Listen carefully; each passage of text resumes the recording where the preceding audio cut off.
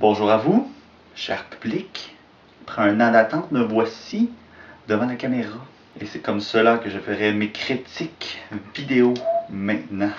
Fini le papier et le crayon, je me consacre à la télévision. Pour commencer ces belles critiques, je vais tout de suite vous parler d'un film qui est sorti en fin de semaine. En fin de semaine, on a eu un bon box-office avec End of Watch et House of the End of the Street, ou La Maison au bout de l'allée, quelque chose comme ça, qui se battent en ce moment pour la première place au box-office. Mais c'est pas pour ce film que je suis faire une critique, c'est pour le film Dreads, en 3D, bien sûr.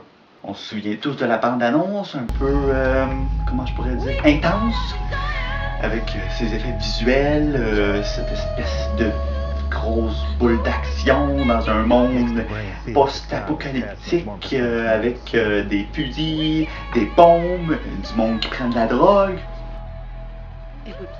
Dreads 3D, un remake des années 80 qui mettait en vedette le gros à gros muscle, pas le gros mais le musclé, devrais-je dire, Sylvester Stallone. Et on se souvient que c'était pas un si grand succès dans sa jeune carrière à Stallone. C'est un film plutôt à oublier. Dreads 3D met en vedette Carl Urban. Carl Urban, on peut l'avoir vu dans des films comme Lord of the Rings, Star Trek, Pathfinder. C'est un acteur qui connaît quand même assez de succès, mais qui n'est pas un acteur percutant dans Hollywood en ce moment. Dreads 3D ne révèle pas de sa performance.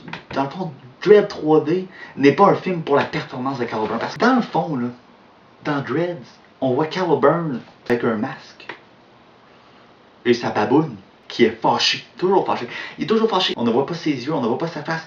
On voit sa réaction, son facial, qui est toujours neutre, qui est toujours fâché. Et ça a été un point que j'ai moins aimé. Tandis que dans le film de Sylvester Stallone, on voyait vraiment Sylvester Stallone péter des coches.